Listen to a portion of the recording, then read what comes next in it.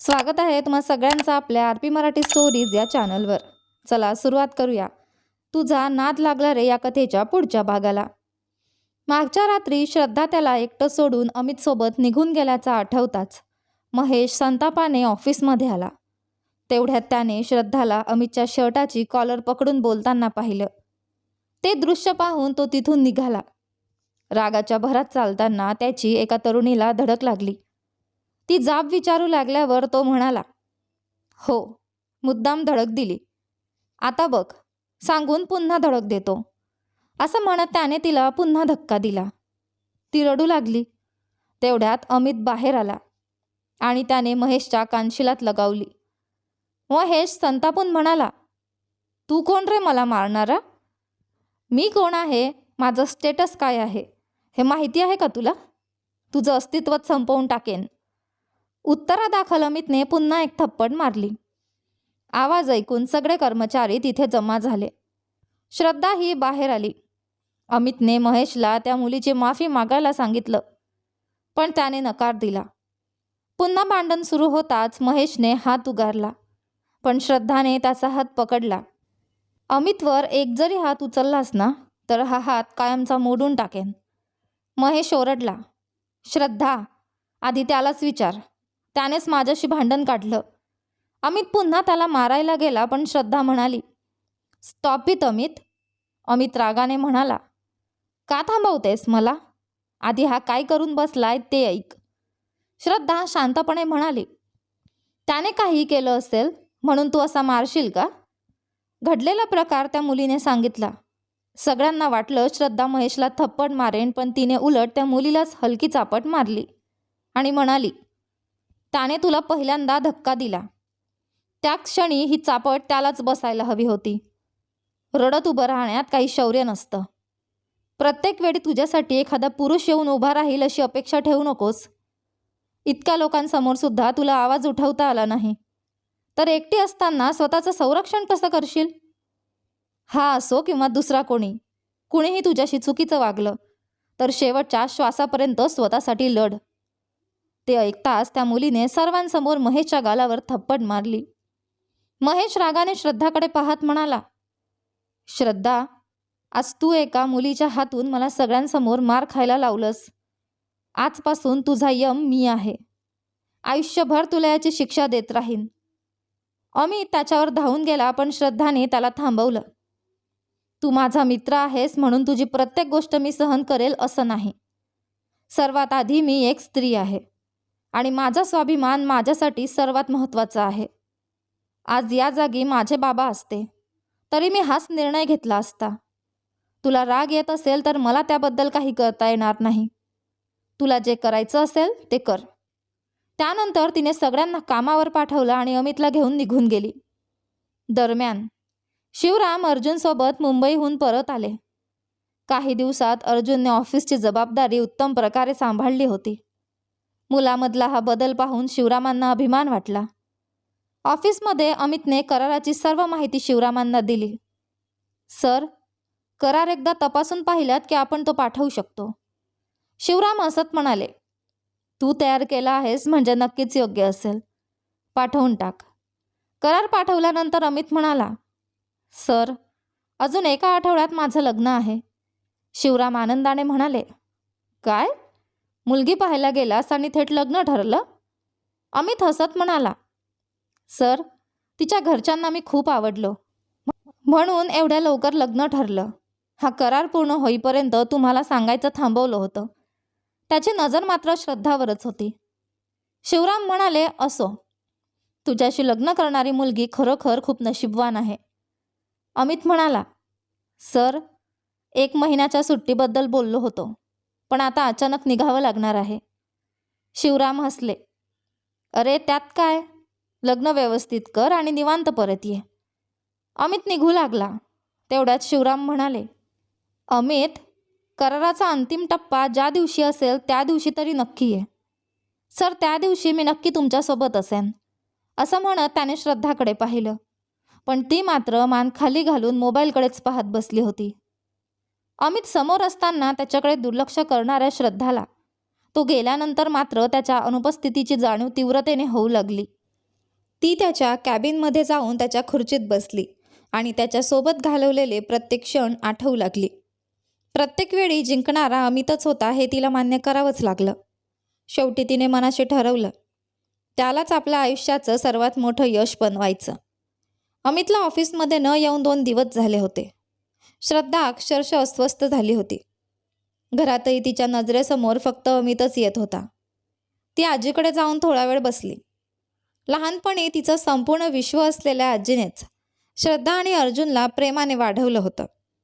आता मात्र वृद्धापकाळामुळे त्या खोलीतच राहायच्या.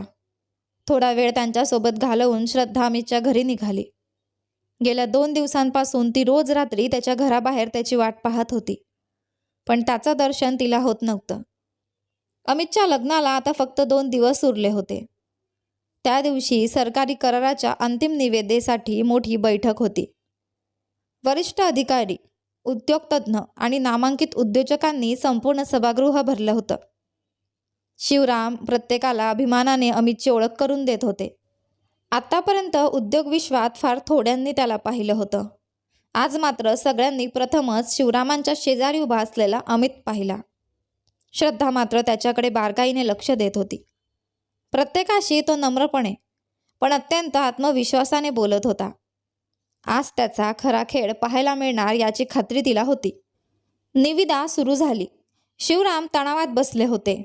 श्रद्धाने अलगद अमितचा हात हातात घेतला. अमितने कोणालाही कळू न देता तिचा हात बाजूला केला. अँग्री बर्ड, आज तुझं खरं रूप पाहायला मी उत्सुक आहे, ती मिश्किलपणे म्हणाली. अमित हलकासा हसला. माझं हे रूप तुलाही हादरवेल. क्षणाक्षणाला इतर कंपन्या स्पर्धेतून बाहेर पडत होत्या. शिवराम उत्साहाने अमितचा हात पकडणार इतक्यात त्याने तो झटकून टाकला. शिवराम गोंधळून त्याच्याकडे पाहू लागले. अमितच्या चेहऱ्यावर मात्र जणू ज्वालामुखी धगधगत होता. अचानक सभागृहात घोषणा झाली. यंदाचा सरकारी करार मीनाक्षी टेक्नॉलॉजीज कंपनीला मिळत आहे. शिवराम आनंदाने उभे राहिले. टाळ्यांचा कडकडाट सुरू असतानाच पुढची घोषणा झाली. मीनाक्षी टेक्नॉलॉजीजचे व्यवस्थापकीय संचालक श्रीमान अमित शेखरजी यांचे अभिनंदन. हे शब्द ऐकताच शिवरामांच्या पायाखालची जमीन सरकली. ते खुर्चीतच कोसळले. अमित शांतपणे कोटाचं बटन लावत मंचावर गेला. सरकारी कराराचे अधिकृत कागदपत्र स्वीकारून प्रामाणिकपणे काम करण्याची शपथ घेत तो खाली उतरला. अर्जुन अजूनही धक्क्यात उभा होता, तर श्रद्धा मात्र हसत हसत अमितचा संपूर्ण व्हिडिओ शूट करत होती. शिवरामांच्या मित्रांनी आश्चर्याने विचारलं, शिवराम, स्वतःचा मुलगा असताना कंपनी एका कर्मचाऱ्याच्या नावावर कशी काय गेली? त्यांच्याकडे उत्तर नव्हतं. अमित मंचावरून खाली उतरला. शिवरामांकडे पाहत तो म्हणाला, मिस्टर शिवराम, तुम्हाला हवा होता तो करार मी जिंकून दाखवला. फक्त एक छोटासा बदल, तो माझ्या नावावर आहे. हे ऐकताच अर्जुनने संतापाने त्याच्या शर्टाची कॉलर पकडली. फ्रॉड, हे सगळं केलंस तरी कसं? मला आधीपासूनच तुझ्यावर संशय होता. अमितच्या चेहऱ्यावर हसू तसंच होतं. हात सोड. लोकांसमोर काय करतो याचाही विचार करणार नाही. तुझ्या वडिलांची अवस्था आधीच बघ, असं म्हणत त्याने अर्जुनचा हात झटकून टाकला. तो पुन्हा शिवरामांकडे वळला. काय शिवराम, धक्का बसलाय? हा शेखरजींचा मुलगा अमित इतक्या उंचीवर कसा पोचला हेच ना समजत नाहीये? त्याने स्वतःकडे बोट दाखवत पुढे म्हटलं. ज्या वेदना माझ्या आईला तिच्या कष्टाचं फळ हिरावून घेताना झाल्या होत्या, आज त्याच वेदना तुम्हालाही होत असतील. माझ्या आईने उभं केलेलं कार्यालय सांभाळण्याची पात्रता तुमच्यात कधीच नव्हती. म्हणूनच अमित आत आला आणि सगळं स्वतःच्या ताब्यात घेतलं. हे सगळं पाहत श्रद्धा मात्र अजूनही शांतपणे त्याचा व्हिडिओ रेकॉर्ड करत होती. धक्क्याने शिवरामांची प्रकृती बिघडली आणि त्यांना तातडीने रुग्णालयात दाखल करण्यात आलं. वडिलांची अवस्था पाहता श्रद्धा अमितला विसरून रुग्णालयात धावली. शिवरामांना अतिदक्षता विभागात ठेवण्यात आलं. दुसरीकडे अमितने मात्र उरलेली कामं पूर्ण केली. ऑफिसमधून आपलं सर्व सामान घेतलं आणि थेट रुग्णालयात पोहोचला. अर्जुन संतापाने त्याच्यावर ओरडू लागला. अमित शांतपणे म्हणाला, जास्त उडू नकोस. आता तुलाच माझ्याकडे नोकरीला यावं लागेल. महिन्याचा पगारही कापेन. ते ऐकून अर्जुन आणखी चिडला. शिवरामांची तब्येत थोडी सावरल्यानंतर अमित त्यांच्यासमोर उभा राहिला. आतापासून मीनाक्षी टेक्नॉलॉजीज माझ्या ताब्यात आहे. म्हणजेच तुम्ही माझ्या आईकडून घेतलेली कंपनी आज तिच्या मुलाने परत मिळवली आहे. कसं झालं असा विचार करू नका. तुमच्या विश्वासू माणसांवर विश्वास ठेवून तुम्हीच पानोपानी सह्या केल्या होत्या. आजोबांचा मुलगा म्हणून त्या ऑफिसवर तुमचा थोडाफार हक्क आहे. म्हणून महिन्याला थोडे पैसे देईन. तेही कमी वाटले तर तुम्ही आणि तुमचा मुलगा माझ्या ऑफिसमध्ये नोकरीला या. अर्जुन संतापून ओरडला. अरे, माझ्या बाबांना नोकरी करायला सांगणारा तू कोण? क्षणात अमितने त्याच्या तोंडावर ठोसा मारला. शांत रहा. तुझी एक सही माझ्याकडे आहे. त्यावर मी काहीही लिहू शकतो. तुला माझ्या ऑफिसमध्ये वॉचमनची नोकरीही करायला लावू शकतो. हा अहंकार तुझ्या बाबांबरोबरच संपव. अमित निघू लागला तेव्हा शिवराम शांत आवाजात म्हणाले. सही घेतली म्हणून कंपनी तुझी झाली असं नाही. हे सगळं बनावट आहे हे मी सिद्ध करू शकतो. अमित हसला. नक्की करा. पण ते सिद्ध करायला 10-15 वर्ष जातील. तोपर्यंत तुमची अवस्था काय असेल ते तुम्हालाच माहिती. हे बोलताना त्याची नजर मात्र श्रद्धावरच होती.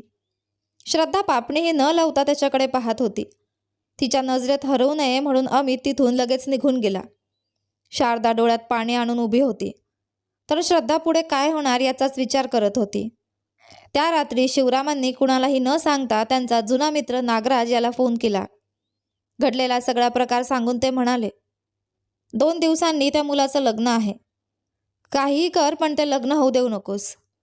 जसा त्याने आपला अपमान केला तसाच अपमान त्यालाही सहन करावा लागला पाहिजे. इतकी वर्ष त्या मुलाने मला फसवलं. आता त्याने जगासमोर मान खाली घालून उभं राहिलंच पाहिजे. कालपर्यंत ज्याचं कौतुक करत होते त्यालाच आज संपवण्याचा निर्धार त्यांनी केला होता. नागराज म्हणाला, तुझ्यासाठी नाही पण माझ्यासाठी तरी हे लग्न मी नक्की मोडेन. ज्याने मला अपमानित केलं त्यालाही त्याच अपमानाची किंमत चुकवावी लागेल. इतक्याच श्रद्धाने आवाज दिला. बाबा. शिवराम घाबरून फोन ठेवतात. श्रद्धा फक्त एवढंच म्हणाली. आई जेवायला बोलवत आहेत.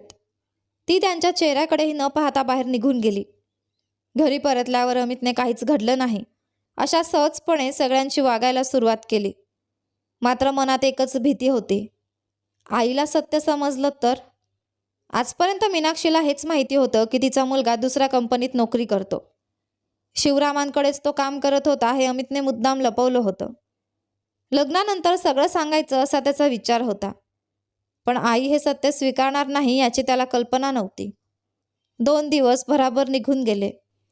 सर्व प्रकार समजल्यावर त्याची आजी अन्नपूर्णा स्वतः त्याला भेटण्यासाठी खोलीबाहेर आल्या. एका बाजूला शिवरामांचं घर दुःखात बुडालं होतं तर दुसरीकडे अमितचं घर लग्नाच्या आनंदात न्हावून निघालं होतं. आज अमितचा विवाह होता. आईची इच्छा पूर्ण करण्यासाठी त्याने तिच्या पसंतीच्या मुलीशी लग्न करण्याचा निर्णय घेतला होता. लग्नाआधीच्या स्वागत समारंभाची मोठी तयारी झाली होती. संपूर्ण व्यवस्था शेखरजी पाहत होते. तेवढ्यात वधू पक्षाकडून फोन आला. शेखरजी आनंदाने बोलत असताना समोरून विनंती करण्यात आली. क्षमस्व. आमच्या घरात लग्नानंतरच स्वागत समारंभ करण्याची परंपरा आहे. शक्य असेल तर कार्यक्रम लग्नानंतर ठेवता का? शेखरजी थोडे अडचणीत आले. ही गोष्ट मीनाक्षीच्या कानावर गेली. मनाविरुद्ध असलं तरी भविष्यातील सुनेसाठी त्यांनी लगेच होकार दिला. आलेले पाहुणे स्वागत समारंभ का रद्द झाला असा प्रश्न विचारत होते. पण घरच्यांनी हसत हसत परिस्थिती सांभाळली. सकाळी मंगलवाद्यांच्या निनादात विवाह मंडप दुमदुमून गेला. शेखरजी सर्व व्यवस्था पाहत होते तर दिव्या भावाच्या लग्नात उत्साहाने धावपळ करत होती. मीनाक्षीच्या आनंदाला पारावार उरला नव्हता. मृत्यूच्या दारातून परत आलेल्या मुलाला वाचवण्यासाठी तिने किती नवस केले होते, किती प्रार्थना केल्या होत्या. आज तोच मुलगा संसाराची नवी सुरुवात करणार होता. आई प्रेमाने अमितला सजवत होती. माझा देखणा राजा असं म्हणत तिने त्याची दृष्ट काढली आणि कपाळावर चुंबन घेतलं. अमितही असत म्हणाला, माझ्या देखण्या राजाची आई. तेवढ्यात दिव्या आत आली. आणि माझ्या देखण्या राजाची लाडकी बहीण असं म्हणत तिने स्वतःचीही दृष्ट काढली. सगळीकडे हास्याची लाट पसरली. मीनाक्षी आणि अमितने त्रिचीही दृष्ट काढली. तेवढ्यात शेखरजी आत आले. चौघांनी एकमेकांना मिठी मारली. इतक्यात मुहूर्ताची वेळ झाल्याची हाक आली. अमितने आईवडिलांच्या पाया पडून आशीर्वाद घेतला आणि मंडपात जाऊन बसला. वेदमंत्रांच्या मंगलघोषात यज्ञकुंडातील अग्नी प्रज्वलित झाला. रेशमी धोतर कुर्ता परिधान केलेला अमित हार गळ्यात घालून मंडपात बसला होता. आई वडील अभिमानाने त्याच्याकडे पाहत होते. दिव्या ही आनंदाने भावाचं लग्न पाहत उभी होती. तेवढ्यात पुजाऱ्यांनी वधूला मंडपात आणण्यास सांगितलं. वधूला मंडपात आणायला गेलेले लोक बराच वेळ परतच आले नाहीत, म्हणून मीनाक्षी स्वतः वधूच्या खोलीत गेल्या. तिथे पोहोचताच त्या थबकल्या. वधू रडत रडत म्हणत होती, मला माफ करा, मला हे लग्न करायचंच नाही. मी आधीच सांगितलं होतं, पण घरच्याने जबरदस्तीने मला इथपर्यंत आणलं. कृपया हे लग्न थांबवा. मीनाक्षीच्या पायाखालची जमीन सरकली. त्या तिला समजावण्याचा प्रयत्न करत होत्या. तेवढ्यात त्यांच्या नजरेस तिच्या हातातले काही फोटो पडले. त्या फोटोंमध्ये अमित आणि श्रद्धा एकमेकांच्या अगदी जवळ दिसत होते. ते फोटो पाहताच त्या हादरून गेल्या. इतक्यात दिव्या धावत आली. आई, एक मुलगी दादाच्या शेजारी जाऊन बसली आहे आणि त्यालाच मंगळसूत्र बांधायला सांगते. मीनाक्षी घाबरतच मंडपात आल्या. श्रद्धा अमितच्या शेजारी नवरीसारखी बसली होती. फोटोतील मुलगी हीच असल्याचं त्यांनी लगेच ओळखलं. शेखरजी रागाने म्हणाले, कोण आहेस तू? इथे येऊन तमाशा का करतेस? आधी उठ. श्रद्धा शांतपणे म्हणाली, मी कोण आहे हे तुमच्या मुलालाच विचारा. अमितचा चेहरा संतापाने लाल झाला. इकडे वधू पक्षाचे सगळे नातेवाईक मंडपात जमा झाले. एक जण श्रद्धाला म्हणाला, मुहूर्ताच्या वेळी हा गोंधळ घालणारी तू कोण? श्रद्धाने त्याच्याकडे पाहून उलट विचारलं, मला प्रश्न विचारणारे तुम्ही कोण? तो माणूस संतापून म्हणाला, आमच्या मुलीच्या लग्नात गोंधळ घालतेस आणि वर आम्हालाच प्रश्न विचारतेस? श्रद्धा त्याच्याकडे निरखून पाहत म्हणाली, तुमचं वय किती असेल? तिच्या या प्रश्नाने सगळेच संतापले. गोंधळ वाढू लागला. श्रद्धा मोठ्याने म्हणाली, ओरडू नका. तुमच्या मुलीलाच हे लग्न नको आहे. विश्वास नसेल तर तिलाच विचारा. हे ऐकताच शेखरजींनी मीनाक्षीकडे पाहिलं. त्यांच्या डोळ्यात अश्रू होते. सगळ्यांच्या नजरा वधूकडे वळल्या. तेवढ्यात तिच्या हातातले फोटो तिच्या घरच्यांच्या नजरेस पडले. ते संतापून अमितला म्हणाले, या फोटोंचा अर्थ काय? या मुलीसोबत संबंध ठेवून आमच्या मुलीला फसवत होतास? श्रद्धा मध्येच म्हणाली, ही आमची वैयक्तिक बाब आहे. त्याबद्दल प्रश्न विचारायचा अधिकार कुणालाच नाही. तुमच्या मुलीला हे लग्न नको आहे तर तिला घेऊन जा. एक जण म्हणाला, ती धक्क्यात आहे म्हणून बोलू शकत नाही. तू खोटं बोलतेस. श्रद्धा वधूकडे वळली. खरंच? क्षणाचाही विलंब न करता वधू म्हणाली, मला हे लग्न करायचं नाही. घरच्याने जबरदस्तीने होकार द्यायला लावला. क्षणभर संपूर्ण मंडपात शांतता पसरली. श्रद्धा ठाम आवाजात म्हणाली, सगळ्यांनी ऐकलं ना? आता कृपया इथून निघा. उगाच आणखी गोंधळ घालू नका. तिचा तो आत्मविश्वास पाहून अनेक जण संतापले. तर काहींना वधूची दया आली. पण श्रद्धा एकटीच सगळ्यांना उत्तर देत उभी राहिली. हे सगळं पाहून मीनाक्षी तिच्या जवळ आल्या. बाळा, तुला नक्की काय हवं आहे? असा गोंधळ का घालतेस? श्रद्धाने कोणताही विचार न करता उत्तर दिलं, मला तुमचा मुलगा हवा आहे. क्षणभर मीनाक्षी स्तब्ध झाल्या. शेखरजी रागाने म्हणाले, लग्न होणाऱ्या मुलाला अशा प्रकारे मागतेस? तुला नेमकी काय अडचण आहे? श्रद्धा निर्विकारपणे म्हणाली, वधूलाच हे लग्न नको आहे. मग काय अडचण? आम्ही दोघं एकमेकांवर प्रेम करतो. आमचंच लग्न लावून द्या. हे ऐकताच अमितचे आई वडील अवाक झाले.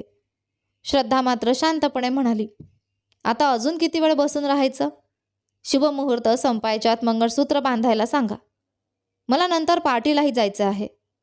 हे ऐकून अमित तिच्याजवळ आला आणि दातोट खात म्हणाला, जगायचं असेल तर ज्या रस्त्याने आलीस त्याच रस्त्याने निघून जा. माझ्याकडून मंगळसूत्र बांधून घ्यायचा हट्ट करून मृत्यूला आमंत्रण देऊ नकोस. श्रद्धा त्याच्याकडे पाहत मिश्किलपणे म्हणाली, अरे वा, रागात सुद्धा किती देखणे दिसता. क्षणात तिने जीभ चावली आणि लाजल्याचा आव आणत म्हणाली, अरेच्चा, नवऱ्याचं नाव घ्यायचं नसतं ना? रागात सुद्धा किती छान दिसता. दरम्यान वधूपक्षाचे लोक शेखरजींशी उद्धटपणे बोलत होते. पतीचा होणारा अपमान मीनाक्षीजींना सहन झाला नाही. त्यांनी हात जोडून त्यांची समजूत काढण्याचा प्रयत्न केला. आई, अमित संतापाने ओरडला आणि मंचावरून खाली उतरू लागला. पण श्रद्धाने त्याचा हात अडवत ठामपणे म्हटलं, आधी माझ्या गळ्यात मंगळसूत्र बांधा, मग कुठेही जा. अमित तिच्या डोळ्यात डोळे घालून म्हणाला, ते कधीच होणार नाही. तुझ्याकडून जे होईल ते करून घे. मीनाक्षी विनवणीच्या सुरात म्हणाल्या, बाळा कृपया बाजूला हो. आधीच वधू हे लग्न नको म्हणते आहे, त्यात तू आणखी गोंधळ घालू नकोस. सगळ्यांसमोर ताट उभी राहून श्रद्धा म्हणाली, इथे उपस्थित असलेल्या मोठ्यांनीच न्याय द्या. मी अमितची मामे बहीण आहे. हे ऐकताच अमितच्या घरचे हादरले. शेखरजी लगेच म्हणाले, काय वाटेल ते बोलू नकोस, आमचं असं कोणतंही नातं नाही. श्रद्धा मीनाक्षीकडे पाहत शांतपणे म्हणाली, तुमचं नसेल पण तुमच्या पत्नीचं आहे. त्यांना आई, मोठा भाऊ, वहिनी आणि 2 भाचे आहेत. मी शिवरामांची मुलगी श्रद्धा. हे ऐकताच मीनाक्षीजींनी डोळे मिटले. अमित संतापाने ओरडला, इथून निघून जा. पण श्रद्धाने त्याच्याकडे दुर्लक्ष केलं. एवढे दिवस तुमचा मुलगा आमच्या कंपनीत नोकरी करत होता. फक्त कंपनी परत मिळवण्यासाठी तो साधा कर्मचारी बनून आत आला आणि सगळ्यांना फसवलं. या सगळ्यात त्याने माझ्यावर प्रेम केलं, पण 2 घरांमधल्या वैराचं कारण सांगून दुसऱ्या मुलीशी लग्न करायला तयार झाला. माझं प्रेम कळाल्यावर माझ्या बाबांनी मला घराबाहेर काढलं. आता तुम्हीच सांगा, मला न्याय मिळणार की नाही? असं म्हणत ती थेट मंडपात जाऊन बसली. मीनाक्षी निशब्द होत्या. शेखरजी खुर्चीत बसून गेले. श्रद्धाने वधूपक्षाला हळूच सांगितलं, तुम्ही इथून निघून जा. आधीच घाबरलेले ते लोक आपल्या नातेवाईकांना समजावून शांतपणे तिथून निघून गेले. मंडपात आता फक्त अमितचे घरचे आणि काही जवळचे लोक उरले होते. अमित श्रद्धासमोर उभा राहून म्हणाला, यापुढे माझ्या नजरेसमोर दिसलीस तर जिवंत ठेवणार नाही. माझ्या आईला मी कधीही दुःखी पाहू शकत नाही. आज तू सगळ्यांसमोर त्यांचा अपमान केलास. याची शिक्षा तुला नक्की मिळेल. आईला सत्य कधीच कळू नये म्हणून मी आत्तापर्यंत शांत होतो. आता सगळं समोर आलंच आहे. आता निघ. तो मीनाक्षीजवळ गेला. आई? मीनाक्षीने डोळे न उघडताच विचारलं. ही शिवरामांची मुलगी आहे? सगळं नंतर सांगतो, आधी घरी जाऊया. अमित पुढे सरकताच मीनाक्षी कडक आवाजात म्हणाल्या, दिव्या, तुझ्या भावाला माझ्याजवळ येऊ देऊ नकोस. अमित जागेवरच थांबला. मीनाक्षींनी डोळे उघडले. जा, मंडपात जाऊन बस. शेखरजी आश्चर्याने म्हणाले, मीनाक्षी काय करतेस? त्या ठामपणे म्हणाल्या, माझ्या मुलाचं लग्न त्याच्या प्रेमाच्या मुलीशीच लावणार आहे. दिव्या गोंधळून म्हणाली, आई, तुला दादावर संशय आहे का? मीनाक्षीने मुलाकडे पाहत उत्तर दिलं, ही मुलगी नाही. देव स्वतः येऊन सांगितलं तरी मला माझ्या मुलावर संशय येणार नाही. पण एवढं सगळं घडल्यानंतरही त्याने एकदाही मी तिच्यावर प्रेम करत नाही असं म्हटलं नाही. अमित मान खाली घालून उभा राहिला. श्रद्धा हसत म्हणाली, वा सासूबाई, आता बरोबर मुद्दा पकडलात. चला, नवऱ्या मुला माझ्या शेजारी येऊन बसा. मीनाक्षीने श्रद्धाला विचारलं, तुझ्या बाबांना हे सगळं माहिती आहे का? हो. 2 घरांमध्ये इतकं वैर असताना त्यांनी तुला कसं पाठवलं? श्रद्धा हळूच म्हणाली, पाठवलं नाही, कायमचं घराबाहेर काढलं. मीनाक्षीने शेखरजींकडे पाहत म्हटलं, या दोघांना आशीर्वाद देऊया. दोघेही शांतपणे मंडपात उभे राहिले. अमित अपराधी मनाने त्यांच्याकडे पाहत होता. शेवटी तोही मंडपात जाऊन बसला. आनंदात व्हायला हवं असलेलं लग्न आता पूर्ण शांततेत सुरू झालं. मुहूर्त संपायला अवघी काही मिनिटं उरली होती. पुजाऱ्यांनी घाईघाईने मंगळसूत्र अमितच्या हातात दिलं. त्याने आईकडे पाहिलं. मीनाक्षीजींची नजर फक्त त्याच्यावर होती. डोळे मिटून त्याने स्वतःला सावरलं आणि श्रद्धाच्या गळ्यात 3 गाठी बांधल्या. श्रद्धा हसत कुजबुजली, लव्ह यू अमित. अमितने निर्विकार चेहऱ्याने तिच्या गालावर 2 हलक्या चापटा मारल्या. क्षणभर श्रद्धा दचकली, पण लगेच हसत म्हणाली, पाहूया अमित. अमित उठू लागला, पण मीनाक्षींनी त्याला थांबवला आणि उरलेले सर्व विवाहविधी व्यवस्थित पूर्ण करून घेतले. लग्नाआधी ठामपणे बोलणारी श्रद्धा आता मात्र पूर्ण शांत झाली होती. तिची नजर सतत एका व्यक्तीला शोधत होती.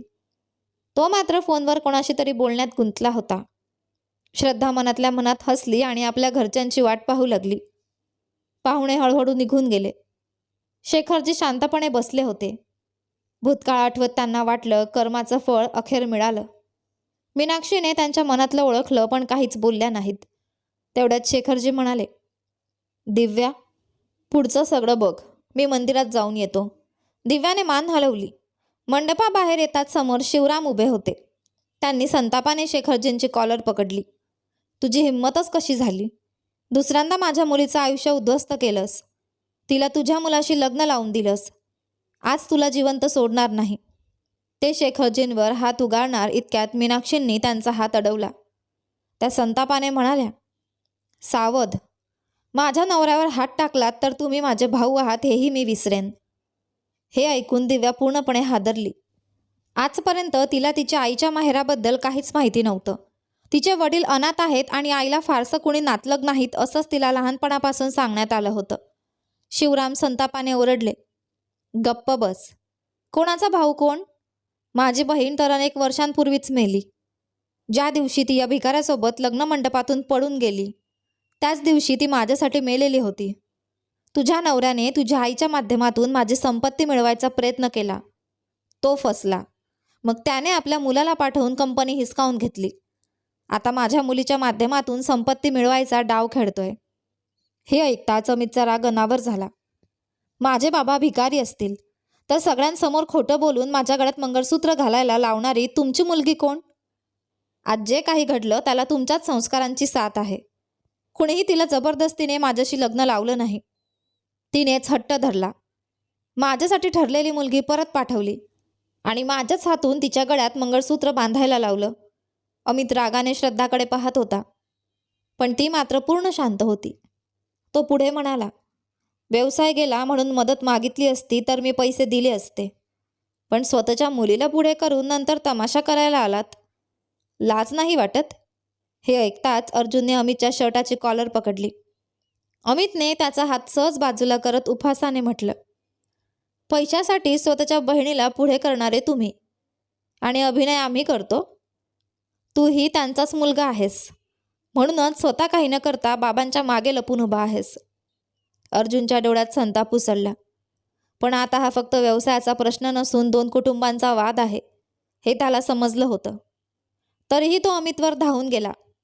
इतक्यात श्रद्धा शांतपणे म्हणाली, अर्जुन, माझ्या नवऱ्यावरचा हात काढ. ते ऐकून अर्जुन आणखी संतापला. हे सगळं तुझ्यामुळेच झालं. याच्यासारख्या माणसामागे तू उभी राहिलीस? तो श्रद्धाला मारायला पुढे आला. श्रद्धा निर्विकारपणे म्हणाली, तुझं काम कर, माझ्याजवळ येऊ नकोस. तू काही केलंस तर माझा नवरा गप्प बसणार नाही. अमित तिच्याकडे रागाने पाहत होता. अर्जुन चिडून म्हणाला, काय करणार आहे तो? बोलाव त्याला. आत्ताच बघू कोण कोणाला हरवतं. श्रद्धा हसली. काय करणार? तो तुला मारेल, तू त्याला मारशील आणि मी ते ॲक्शन सीन पाहत बसेन. एवढ्या कष्टाने हे लग्न थांबवलं, सगळ्यांना सत्यावर विश्वास बसवला आणि मग त्याच्याशी लग्न केलं. ते हे सगळं पाहण्यासाठी नाही. ती सगळ्यांकडे पाहत ठाम आवाजात म्हणाली, ऐका, कुणीही मला पळवून आणलं नाही किंवा जबरदस्तीने लग्न लावलं नाही. हे सगळं माझ्या इच्छेने झालं आहे. माझे सासरे भिकारी नाहीत आणि माझे बाबा बिनमानाचेही नाहीत. कुणीही इथे नाटक केलेलं नाही. आता भांडण थांबवा. मी लग्न करून इथे एकटी उभी आहे आणि तुम्ही अजूनही भांडत बसलात. असं म्हणत ती थेट बाहेर उभी असलेल्या अमितच्या गाडीत जाऊन बसली. अमित उपहासाने हसत म्हणाला, आता कळलं का खरा भिकारी कोण? मुलीला मुलासारखं आणि मुलाला मुलीसारखं वाढवणारे शिवराम. त्याच्या या टोमण्याने शिवराम आणि अर्जुन दोघांचाही संताप आणखी वाढला. मीनाक्षी मध्ये पडत म्हणाल्या, पुरे झालं, चला आपण घरी जाऊया. घराच्या उंबरठ्यावर उभी राहून श्रद्धा हसत म्हणाली, सासूबाई, माझ्या औक्षणाची थाळी कुठे आहे? मीनाक्षीने तिच्याकडे न पाहताच आत निघून गेल्या. श्रद्धा दिव्याकडे वळून म्हणाली, अगं नणंदबाई, वहिनीचं स्वागत करायला एखादं छान गाणं लाव ना. दिव्याने अमितकडे पाहिलं. त्याने तिला आत जाण्याचा इशारा केला. ती शांतपणे आपल्या खोलीत निघून गेली. श्रद्धा हसत म्हणाली, पहा बरं, भावाच्या एका इशाऱ्यावर चालणारी नणंद. शेखरजी रागाने तिच्याकडे पाहू लागले. ती मिश्किलपणे म्हणाली, अमित अगदी तुमच्यावरच गेला आहे मामाजी. तिचं बोलणं ऐकताच शेखरजी काही न बोलता बाहेर निघून गेले. आता दारात फक्त अमित आणि श्रद्धा उभे होते. श्रद्धाने त्याचा हात हातात घेतला आणि हसत म्हणाली, चल अमित, आपण दोघं एकत्र उजवा पाय टाकून घरात प्रवेश करूया. श्रद्धाने त्याचा हात सोडवण्याचा प्रयत्न केला, पण अमितने तिचं मनगट घट्ट पकडून इतकं दाबलं की तिच्या हातातली नसच जणू बंद झाली. वेदनेने तिचे डोळे पाणावले. अखेर त्याने तिचा हात सोडला, गालावर हलकी थाप मारली आणि तिथून निघून गेला. घरी परतल्यावर कुणीही श्रद्धाशी बोललं नाही. तिलाही त्याचं काही वाटलं नाही. रात्री जवळ येताच ती हॉलमध्ये बसलेल्या नोकराला म्हणाली, आज आमची पहिली रात्र आहे. खोली फुलांनी सजव आणि फळं दूध सगळं तयार ठेव. हे ऐकून मीनाक्षी तिला एखादा विचित्र प्राणी पाहिल्यासारख्या नजरेने पाहत राहिल्या. श्रद्धाने मात्र त्याकडे दुर्लक्ष केलं. ती स्वयंपाकघरात गेली. दूध गरम करून त्यात बदाम, पिस्ते, काजू आणि मनुका घातल्या. ते एका ग्लासमध्ये ओतून बाजूला ठेवलं. त्यानंतर ती मोठ्याने म्हणाली, दिव्या. दिव्या बाहेर येतात श्रद्धा हसून म्हणाली, आज आमची पहिली रात्र आहे. मला तयार व्हायचं आहे. तुझी खोली थोड्या वेळासाठी हवी आहे. उत्तराची वाटही न पाहता ती आत गेली आणि दरवाजा बंद केला. हे सगळं अमितने ऐकलं. मॅडमना पहिली रात्र साजरी करायची आहे वाटतं. ठीक आहे, मी ही खास तयारी करतो, असं मनात म्हणत तो आपल्या खोलीत गेला. पण त्याने केलेली तयारी मात्र वेगळीच होती. काही वेळाने श्रद्धा छान तयार होऊन हातात दुधाचा ग्लास घेऊन मीनाक्षी जवळ आली. सासूबाई, आशीर्वाद द्या. मीनाक्षीने रागाने तिच्याकडे पाहिलं, पण श्रद्धा निर्धास्तपणे त्यांच्या पाया पडली, आशीर्वाद घेतला आणि आपल्या खोलीकडे निघाली. दरवाजा उघडताच तिच्यासमोर सुंदर सजवलेली पण रिकामी खोली होती. अमित कुठे गेला?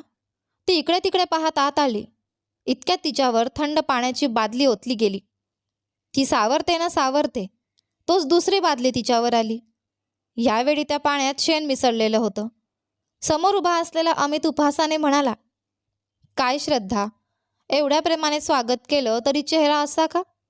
थांब, तुझ्यासाठी खास स्वागत भाषणही आहे. तो टाळा वाजवत म्हणाला, कालपर्यंत शिवरामांची लाडकी मुलगी, आज अमितची चोरीची बायको. स्वागत आहे. स्वतःच्या पहिल्या रात्रीसाठी स्वतःच सजून जजून आलेल्या या नववधूचं मनापासून स्वागत. श्रद्धा त्याच्याकडे रोखून पाहत म्हणाली, का? फक्त तुम्हीच पहिल्या रात्रीची वाट पाहायची?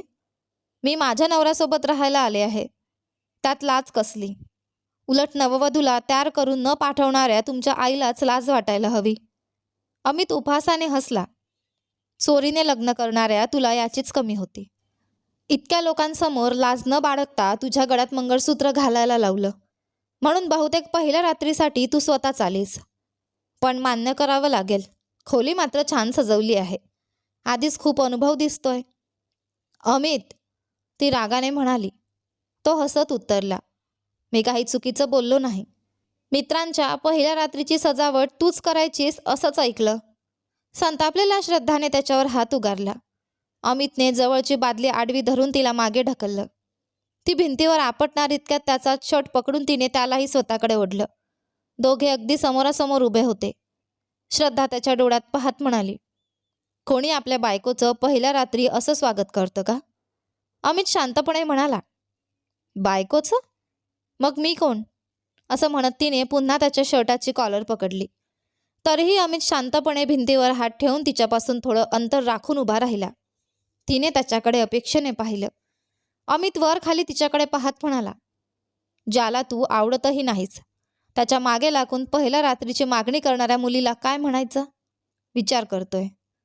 अमित, तिने नजरेनेच त्याला इशारा दिला. तो थंड आवाजात म्हणाला, तुला स्पर्श करण्याइतकीही तू माझ्यासाठी योग्य नाहीस. असं म्हणत तो तिच्यापासून दूर झाला. श्रद्धा हलकंसं हसली. हा संवाद जुना झाला अमित. अमितही लगेच म्हणाला, आणि तूही. इतकं बोलून तो पलंगावर जाऊन झोपला. श्रद्धा मात्र रागाने त्याच्याकडेच पाहत उभी राहिली. श्रद्धा अजूनही रागाने अमितकडे पाहत उभी होती. तेवढ्यात तिला स्वतःच्या अंगातून येणारा दुर्गंध जाणवला. ती पटकन बाथरूमचं दार उघडायला गेली, पण ते उघडलंच नाही. अमित शांतपणे म्हणाला, मॅडम, ते दार उघडणार नाही. क्षणात तिला सगळा प्रकार समजला. ती खोलीचं दार उघडून बाहेर जाण्याचा प्रयत्न करू लागली, पण मुख्य दरवाजाही बंद होता. अमित, दार उघड, मला बाहेर जायचं आहे. तो डोळे उघडत हसला. खरंच बाहेर जायचंय? तिने उत्तर दिलं नाही. चल मग. तो उठला आणि तिला बाल्कनीत घेऊन गेला. छोट्याशा बाल्कनीत तिला ढकलून म्हणाला, एन्जॉय युअर फर्स्ट नाईट. तिच्या ओरडण्याकडे पूर्ण दुर्लक्ष करून त्याने बाल्कनीचं दार आतून बंद केलं आणि निवांत झोपला. पण श्रद्धा ही कमी नव्हती. थोड्या प्रयत्नांनी ती बाल्कनीतून खाली उतरली. मध्यरात्री अमितच्या खोलीचं दार जोरात वाजू लागलं. दादा, दार उघड. दिव्याचा आवाज ऐकताच अमित झटकन उठला आणि दार उघडलं. समोर मीनाक्षी, शेखरजी, दिव्या आणि त्यांच्या मागे उभी असलेली श्रद्धा दिसली.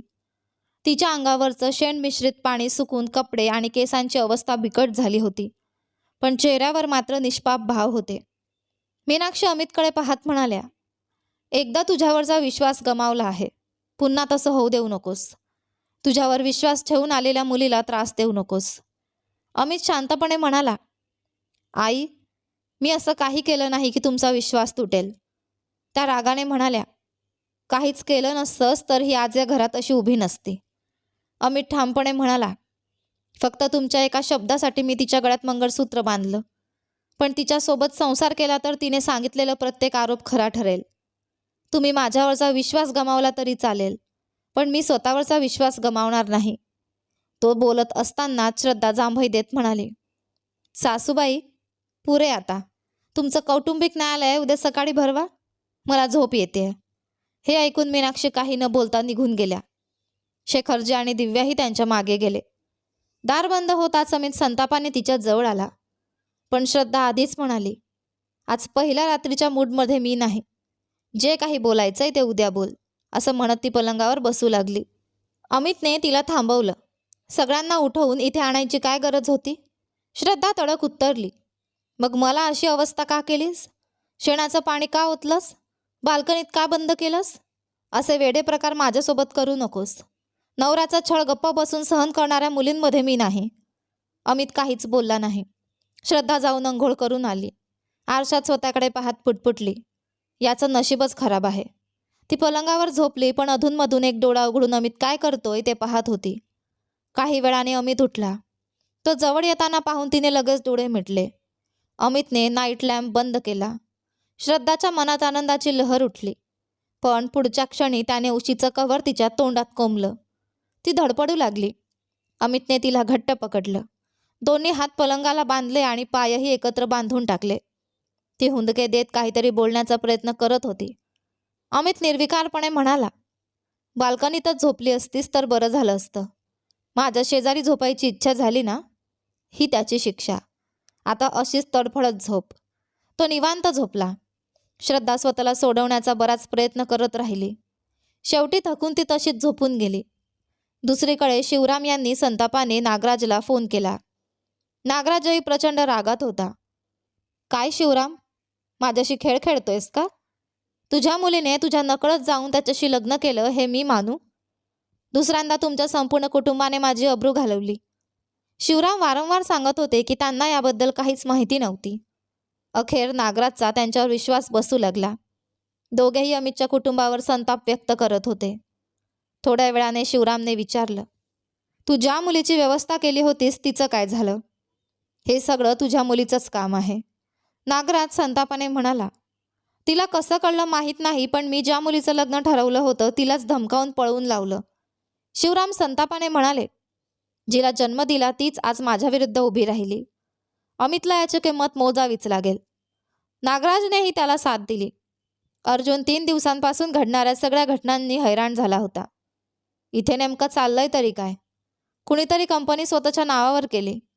घरातलीच एक मुलगी त्याच्याशी लग्न करून बसली. आणि आता तुम्ही नवीन नातेसंबंध सांगताय. खरं काय आहे? शिवराम रागाने म्हणाले, गप्प बस अर्जुन. मी कोणालाही माझं नातं म्हणालो नाही. अर्जुनही चिडून म्हणाला, तिकडे तो त्याच्या आईला तुमची बहीण म्हणतोय. तुम्ही म्हणता ती अनेक वर्षांपूर्वीच मेली. आता खरं काय ते सांगणार आहात की नाही? इतक्यात वरच्या मजल्यावरून अन्नपूर्णाचा आवाज आला. मीनाक्षी माझी मुलगी आहे आणि या घराची खरी लक्ष्मीही. सगळे थक्क झाले. अन्नपूर्णा शांतपणे भूतकाळ सांगू लागल्या.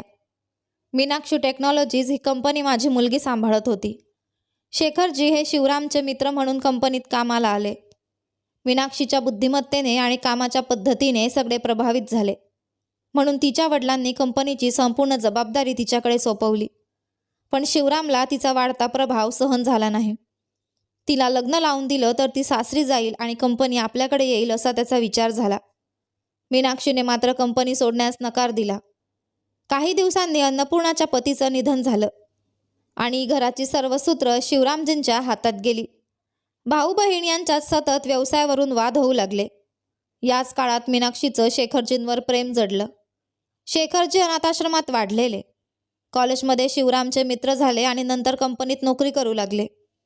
मीनाक्षीने प्रेम व्यक्त केलं, पण स्वतःच्या आर्थिक परिस्थितीमुळे शेखरजींनी नकार दिला. दरम्यान नागराज पुन्हा मीनाक्षीची लग्न करण्याचा हट्ट धरू लागला. शिवरामने त्यालाच होकार दिला. मीनाक्षीने ठाम विरोध केला, पण तिच्या इच्छेविरुद्ध लग्नाची तयारी सुरू झाली.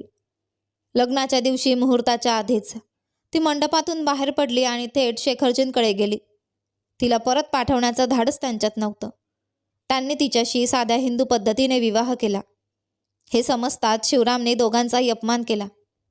मीनाक्षी कंपनीत परत जायला निघाली, पण शिवरामने तिलाच दारात अडवलं. त्यावेळी शेखरजी म्हणाले, माझ्यावर विश्वास ठेवून आली आहेस. आता संपत्तीसाठी तुझ्या घरच्यांशी भांडण करणं योग्य नाही. मी तुला श्रीमंती देऊ शकणार नाही, पण आयुष्यभर सुखाने ठेवेन. माझ्यावर विश्वास असेल तर सगळं सोडून माझी पत्नी म्हणून चल. त्या एका वाक्यानंतर मीनाक्षीने संपत्ती, कंपनी आणि सगळे अधिकार सोडले आणि शेखरजींसोबत नवं आयुष्य सुरू केलं. अन्नपूर्णाने सत्य सांगून झाल्यावरही शिवराम स्वतःची बाजू योग्य असल्याचं सांगत राहिले. मग अन्नपूर्णा शारदाकडे वळून म्हणाल्या, उद्या तयार राहा. आपण दोघे मीनाक्षीच्या घरी जाणार आहोत. शिवराम लगेच ओरडले, त्या घरात गेलात तर या घरात परत पाय ठेवू नका. अन्नपूर्णाने शांत पण ठाम आवाजात उत्तर दिलं, हे माझं घर आहे.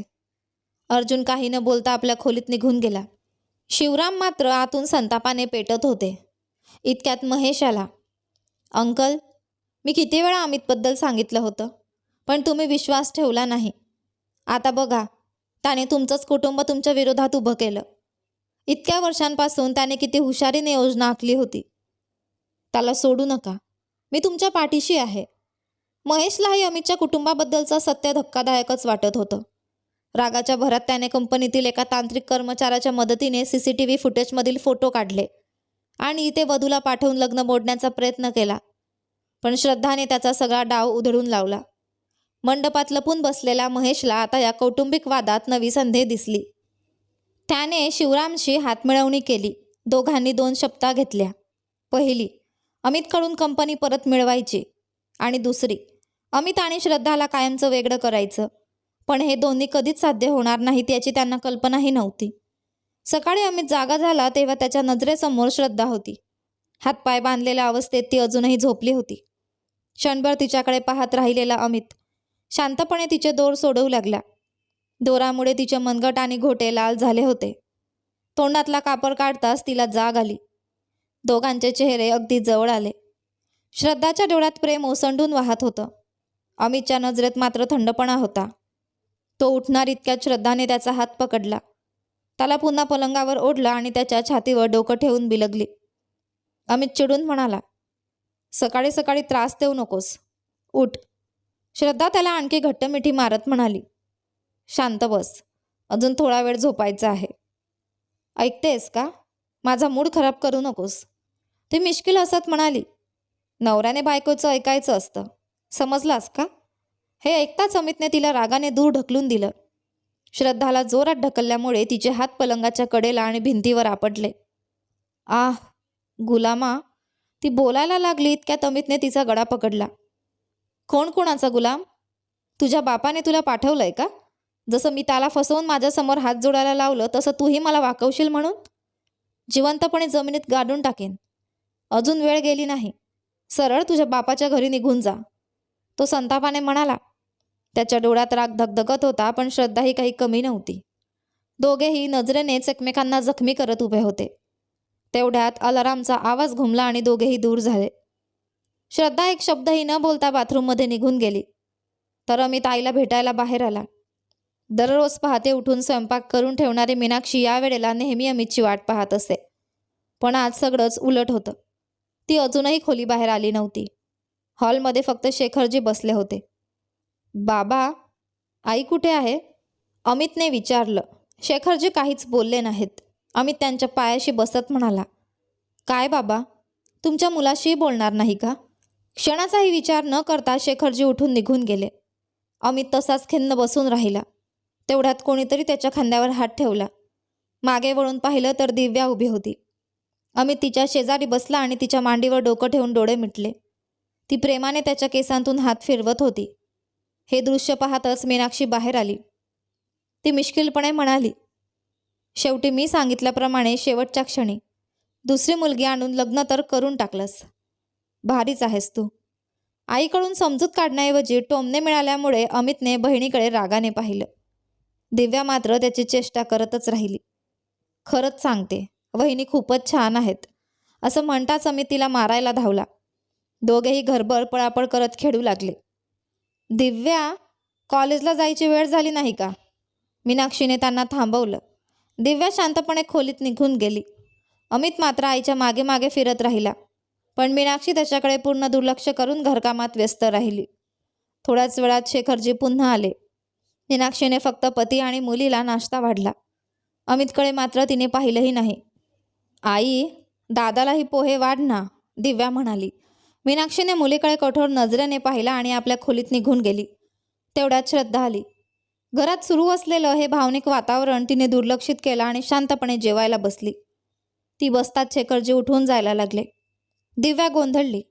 हे पाहून अमित संतापला. छान चाललेलं घर उद्ध्वस्त करून इथे निर्धास्त बसून जेवतेस? तुला लाज नाही वाटत? असं म्हणत त्याने तिच्या समोरचं ताट ढकलून दिलं. अमित, शेखरजींनी मुलाला थांबवलं. शत्रू असला तरी राग अन्नावर काढू नये. इतकं बोलून ते निघून जाऊ लागले. श्रद्धा शांतपणे म्हणाली, बाबा, मी शत्रूच्या घरची मुलगी असेन, पण आता तुमची सून आहे. मी जेवायला बसताच तुम्ही उठून जाता, हे तरी कोणत्या न्यायाने? त्या एका प्रश्नाने शेखरजींची पावलं थांबली. ते परत जेवणाच्या टेबलाजवळ आले. श्रद्धाने हसत त्यांच्या ताटात नाश्ता वाढला. ते शांतपणे जेवू लागले. दिव्याने कौतुकाने श्रद्धाकडे पाहिलं. पुरे बघणं, आता तूही खा नंदबाई, श्रद्धा हसत म्हणाली आणि तिच्याही ताटात 2 इडल्या वाढल्या. पुरे वही.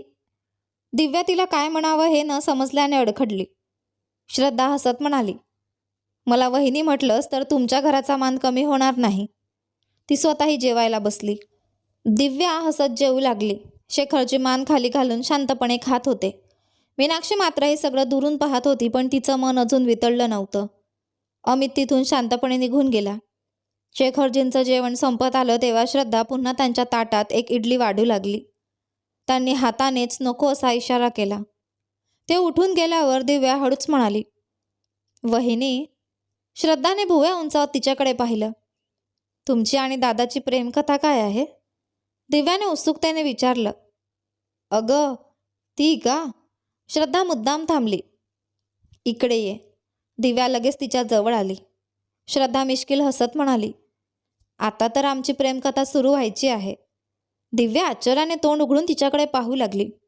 श्रद्धाने लगेच तिच्या उघड्या तोंडात 1 चमचा पोहे कोंबले आणि हसत म्हणाली, अगं बाई, एका घासात संपूर्ण विश्व मावलं. काय भारी आश्चर्यचिन्ह दिसतेस. दिव्या खळखळून हसली. वा, मला अगदी हवी तशी वहिनी मिळाली. आजपासून आपण दोघे एकाच टीममध्ये. श्रद्धाने लगेच तिच्या तोंडावर हात ठेवत हळू आवाजात सांगितलं, अगं, आधी आपल्या टीमचा नेता आपल्या बाजूला वळवूया. तोपर्यंत शांतपणे खेळायचं. समजलं ना ननंदबाई? नवीन आघाडी तयार झाल्यावर दोघी गुप्तपणे त्यांच्या पक्षाच्या पुढच्या योजना आखत बसल्या होत्या. तेवढ्यात दारातून आवाज आला. आत येऊ का? दारात अन्नपूर्णाबाई उभ्या होत्या. आजीला पाहताच श्रद्धा आनंदाने उठली.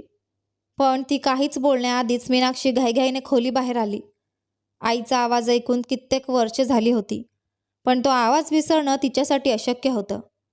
आईला पाहताच तिच्या डोळ्यांतून अश्रू वाहू लागले.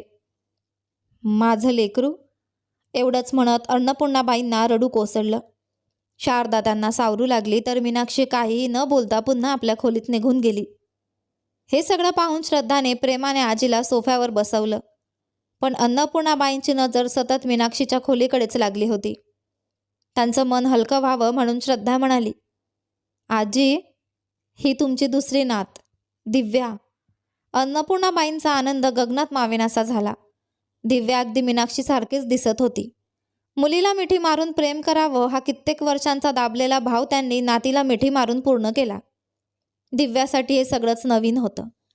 नातेवाईक म्हणजे काय हेच तिला कधी अनुभवायला मिळालं नव्हतं. लहानपणी तिने आईला याबद्दल विचारलं होतं, तेव्हा अमित म्हणाला होता आपलं कुणी नातेवाईक नाहीत. आईला पुन्हा हा विषय काढून त्रास देऊ नकोस. तेव्हापासून तिने कधीच विचारलं नव्हतं, पण मनाच्या कोपऱ्यात नातेवाईकांची ओढ कायम होती. अन्नपूर्णाबाईंनी दिव्याच्या कपडावर प्रेमाने चुंबन घेत स्वतःची ओळख करून दिली. शारदानेही प्रेमाने नवीन लग्न झालेल्या आपल्या मुलीला आपल्या शेजारी बसवलं. इतक्यात ऑफिसच्या खोलीतून शेखरजी बाहेर आले. त्यांना पाहताच अन्नपूर्णाबाई उठून उभ्या राहिल्या. बसा मॅडम, शेखरजी संकोचाने म्हणाले. अन्नपूर्णाबाई हसल्या. अजूनही मॅडम म्हणता? तुम्हाला माझा जावई मानून कित्येक वर्ष झाली. परिस्थितीमुळे ते जगासमोर सांगता आलं नाही, पण माझ्या नातीमुळे आज ती उणीव भरून निघाली. शेखरजी अजूनही संकोचलेलेच होते. त्यांनी मीनाक्षीला बाहेर बोलावलं. मीना, पाहुणे आलेत. अशी आत काय बसली आहेस? ते म्हणाले आणि त्यांना चहा देण्यास सांगितलं. मीनाक्षी शांतपणे स्वयंपाकघरात गेली. 2 कप कॉफी करून आणली आणि काहीही न बोलता तशीच उभी राहिली. अन्नपूर्णाबाई हळव्या आवाजात म्हणाल्या, अगं बाळा, आईशी एक शब्दही बोलणार नाहीस का? मीनाक्षीच्या डोळ्यात पुन्हा अश्रू दाटले, पण तिने स्वतःला सावरलं. कशी आहेस ग? अन्नपूर्णाबाई पुन्हा विचारत राहिल्या. शेवटी मीनाक्षी शांतपणे म्हणाली, तुमच्या मुलाने दिलेल्या सगळ्या त्रासातून वाचलो आणि आता शांत आहोत. मीना, हे काय बोलतेस? शेखरजींनी तिला थांबवण्याचा प्रयत्न केला, पण अन्नपूर्णाबाई म्हणाल्या, जाऊ द्या जावाई बापू. ती चुकीचं काहीच बोलली नाही. पुन्हा तिथे शांतता पसरली. थोड्या वेळाने अन्नपूर्णाबाईंनीच विचारलं, जावाई बापू, माझा हा नातू दिसत नाही. इतक्यात जिना उतरून अमित खाली आला. तुमचा नातू तुमच्या घरी असेल, इथे येऊन का विचारता? तो थंडपणे म्हणाला. अन्नपूर्णाबाई प्रेमाने म्हणाल्या, तूही माझाच नातू आहेस बाळा. अमितचा चेहरा कठोर झाला. तुम्ही कोण हेच मला माहीत नाही. अचानक येऊन नातं सांगताय? आधी कुणाची परवानगी घेऊन माझ्या घरात आलात? अमित, मोठ्यांची असं बोलतात का? शेखरजी रागाने म्हणाले. अमित त्यांच्याकडे वळून म्हणाला, फक्त वय वाढलं म्हणून माणूस मोठा होत नाही बाबा. इतकी वर्ष हे प्रेम कुठे होतं? सगळ्यांना सांगा, आता या घरात पुन्हा कोणीही येऊ नये. तोपर्यंत शांत बसलेली श्रद्धा पुढे आली. त्या तुझ्या आईच्या नात्याने आलेल्या नाहीत, माझ्या नात्याने आल्या आहेत. माझी आई आणि माझी आजी मला भेटायला आले आहेत. त्यांना थांबवायचा अधिकार तुला नाही अमित. अमित उपहासाने हसला. अरे वा, अजून तूच या घराची झाली नाहीस आणि तुझे नातेवाईकही यायला लागले. त्या दिवशी मंडपात तुझा बाप खूप उड्या मारत होता. मी म्हटलं होतं ना, आधी मुलगी पाठवली, आता एक एक करून सगळे येत आहेत. हा सगळा दिखावा कशासाठी? अमित, माझ्यावरचा राग त्यांच्यावर काढू नकोस, श्रद्धा शांतपणे म्हणाली. तो तिच्याकडे रागाने पाहत म्हणाला, तुला भेटायला कोणी आलं तर त्यांना दारातच भेट. माझ्या घरात मला नको असलेले लोक आले तर मी असंच बोलणार. शारदा हळव्या आवाजात म्हणाली. अमित, असं कसं बोलतोस? इतकी वर्ष तू माझ्याशी किती प्रेमाने वागलास. ते सगळं खोटं होतं का? अमित निर्विकारपणे म्हणाला. आताही समजलं नाही का? ते सगळं खोटंच होतं. श्रद्धा पुन्हा म्हणाली, आजीने तरी काय चूक केली आहे? तुझा राग त्यांच्यावर काढणं योग्य नाही. यावेळी अमितचा संताप आणखी वाढला. आई 2 जीव वाचवण्यासाठी देवळात नवस करत फिरत होती, तेव्हा या सगळ्या कुठे होत्या? माझ्या आईला फसवलं जात होतं तेव्हा कोणी विचारपूस केली का? त्यामुळे कृपया नात्याचं नाव घेऊन पुन्हा या घरात येऊ नका. हे बोलून अमित घराबाहेर निघून गेला. मुलाने इतकं कठोर बोलूनही मीनाक्षी एक शब्दही बोलली नाही. शेखरजींनी तिला काहीतरी बोलायला सांगितलं, पण तिने नकार दिला. श्रद्धा अन्नपूर्णाबाईंची समजूत काढू लागली. तिच्यासाठी त्याने जबरदस्तीने हसू आणलं. घरात पुन्हा शांतता पसरली. शेवटी अन्नपूर्णाबाई उठत म्हणाल्या, बरं जावाई बापू, आम्ही निघतो. शेखरजी लगेच म्हणाले, अहो, आज इतक्या दिवसांनी आलात, जेवून तरी जा. अन्नपूर्णाबाई हळूच हसल्या. नको जावाई बापू, ज्या दिवशी माझी मुलगी आणि माझा नातू मला मनापासून माफ करतील, त्या दिवशी तुमच्या घरी प्रेमाने जेवायला येईन, असं म्हणत त्या निघून गेल्या. अन्नपूर्णा तिथून गेल्यानंतर काही वेळातच श्रद्धाही बाहेर पडली. जवळपास तासाभराच्या प्रवासानंतर तिची गाडी त्या मुलीच्या घरासमोर जाऊन थांबली, जिच्याबद्दल अमितने तिला सांगितले होते.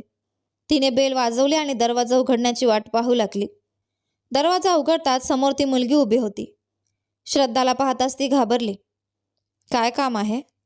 तुम्ही इथे कशासाठी आलात? ती अडखळत विचारू लागली, पण श्रद्धाने तिला बाजूला सारत थेट घरात प्रवेश केला. मुलीने मोठ्याने आवाज दिला आणि तिचे आईवडीलही बाहेर आले. श्रद्धाने क्षणाचाही विलंब न करता त्या मुलीच्या वडिलांच्या गालावर जोरदार चपराक मारली. मी तुम्हाला काय सांगितलं होतं? माझ्या मुलीला हे लग्न मान्य नाही एवढंच सांगून निघून जायचं होतं ना? मग तुमचे नातेवाईक तिथे उभे राहून माझ्या कुटुंबाचा अपमान करत होते, तेव्हा तुम्ही गप्प का उभा होतात? माझी आत्या तुमच्यासमोर हात जोडून विनवणी करत होती आणि तरीही तुम्हाला काहीच वाटलं नाही? एवढी हिंमत आली कुठून? असे म्हणत ती पुन्हा मारण्यासाठी पुढे सरसावली, पण घरातील महिलांनी तिला अडवलं. तेवढ्यात ती मुलगी म्हणाली, जे व्हायचं ते झालं. आता इथे येऊन का गोंधळ घालताय? शांतपणे बाहेर जा, नाहीतर आम्ही पोलिसात तक्रार करू. तिचा हात पकडत श्रद्धा म्हणाली, चल आत्ताच पोलीस ठाण्यात जाऊया.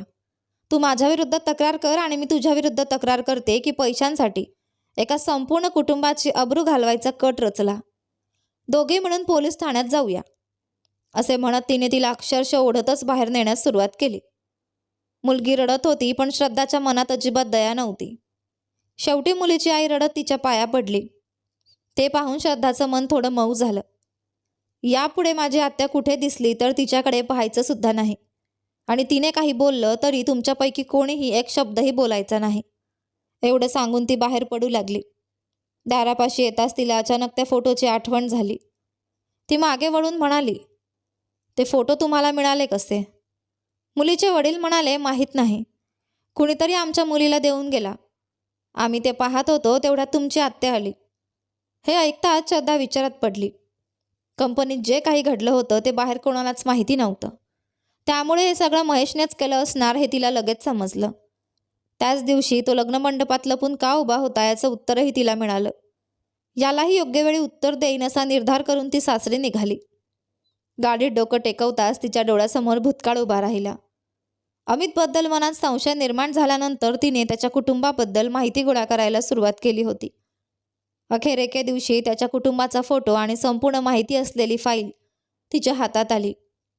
ती उघडून पाहताच तिचा श्वास थांबला. त्या फोटोमध्ये तिला स्वतःची आत्या दिसली. लहानपणी दोनदा तिने त्यांना पाहिलं होतं. खात्री करण्यासाठी ती थेट आजीकडे गेली. फोटो पाहताच आजी आनंदाने उभी राहिली. त्या दिवसापासून श्रद्धाचा अमितकडे पाहण्याचा दृष्टिकोन बदलला. त्याच्या प्रत्येक कृतीमागचं कारण तिला आधीच समजू लागलं.